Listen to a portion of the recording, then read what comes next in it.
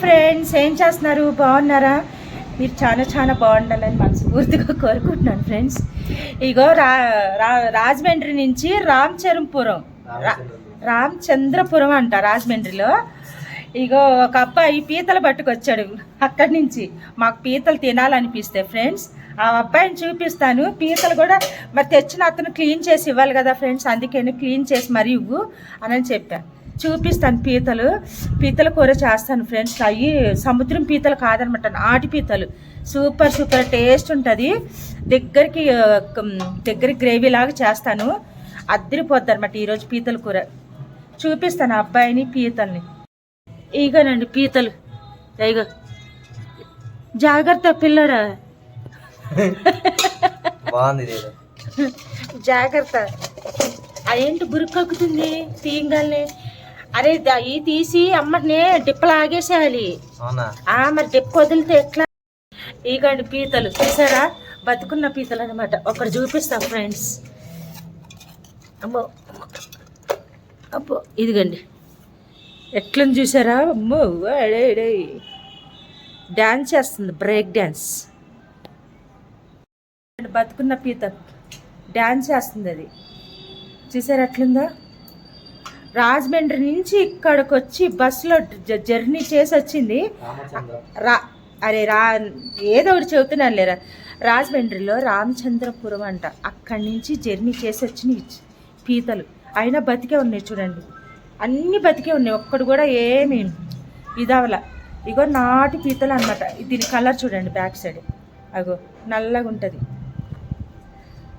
చూసారు? జాగ్రత్త, కొరికేసిందా ఫ్రెండ్స్? మాకు రాదు కానీ ఏదో ఇట్లా పట్టుకొని, అబ్బా ఇదిగో చూడండి, చేతి సంచి వేస్టేజ్ అట్లా పక్కకు పడేసేది.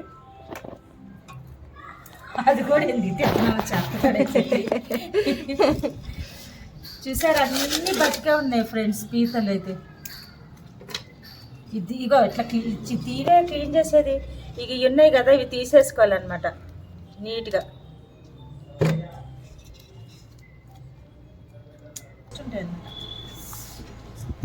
ఇవన్నీ క్లీన్ చేశాక ఇంక ఇవి మొత్తం ఒలిసేసేసిన. ఇప్పుడు ఇవి 3-4 సార్లు 6 సార్లు అయినా దీంట్లో కొంచెం అక్కడక్కడ బురద అలాంటివి ఉంటాయి కదా, మొత్తం నీట్గా కడిగేసేసుకోవాలి. కడిగేసుకున్నాక ఎలా వండుతాయి, ఎలా చేస్తానో ప్రాసెస్ మొత్తం చూపిస్తాను. వచ్చేసేయండి. మరి పీతలు అవి శుభ్రంగా 4-5 సార్లు 6 సార్లైనా కడిగేసుకోవాలండి. ఎందుకంటే బురద ఇసుక అక్కడక్కడ ఉంటుంది కదా, క్లీన్ చేసినాక కూడా అట్లా శుభ్రం కడిగేసిన. ఇప్పుడు పీత చూపించినది గుడ్లు అనమాట. గుడ్లు తీయకూడదు, చాలా టేస్ట్ ఉంటుంది. గుడ్లు దాన్ని అలాగే వదిలేసాలి.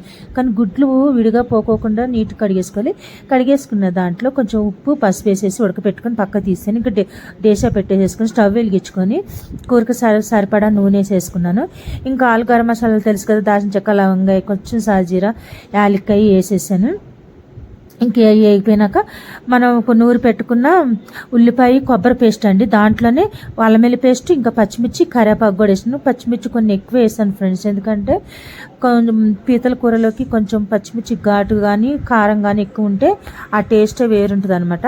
ఇంకా దాంట్లోనే కొంచెం లైట్గా పుదీనా వేసాను, ఎందుకంటే కొంచెం పీతలు నీసు వాసన వస్తాయి కదా, అందుకే దాన్ని డామినేట్ చేస్తుంది అనమాట. నాకు తెలుగే మాట్లాడతాలే ఫ్రెండ్స్.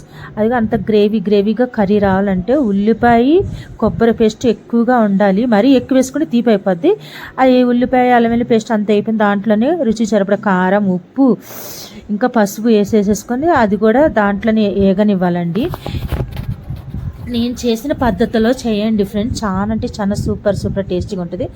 దాంట్లో మనం కట్ చేసి పెట్టుకున్న 3-4 టమాటాలైనా వేసుకోవచ్చు.